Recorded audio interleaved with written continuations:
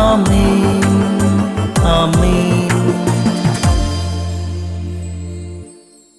യേശുവിൻ്റെ ഏറ്റവും പ്രിയമുള്ളവൻ യെശയ്യാ 60:20, നിന്റെ സൂര്യൻ അസ്തമിക്കില്ല, നിന്റെ ചന്ദ്രൻ മറയുകില്ല, കർത്താവ് നിന്റെ നിത്യപ്രകാശമായിരിക്കും. നിന്റെ സൂര്യൻ അസ്തമിക്കുകയില്ല, നിന്റെ ചന്ദ്രൻ മറയുകയില്ല, കർത്താവ് നിന്റെ നിത്യപ്രകാശമായിരിക്കും.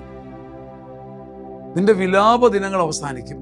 ഇതിനകത്തൊരു രഹസ്യമുള്ളത്, നിനക്ക് ചില സൂര്യന്മാരുണ്ട്, നിനക്ക് ചില ചന്ദ്രന്മാരുമുണ്ട്.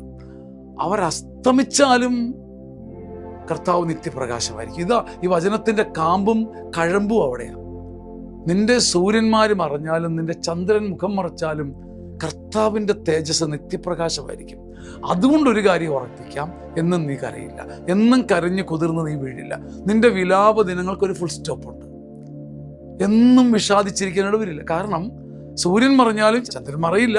സൂര്യൻ മറയില്ല ദൈവം ഉണ്ടെങ്കിൽ. പക്ഷേ അവർ മറഞ്ഞാലും കർത്താവ് നിത്യപ്രകാശമായിരിക്കും.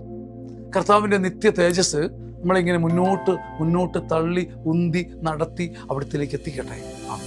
നിങ്ങളുടെ കനിവും നിറവുമുള്ള പ്രാർത്ഥന തരണം.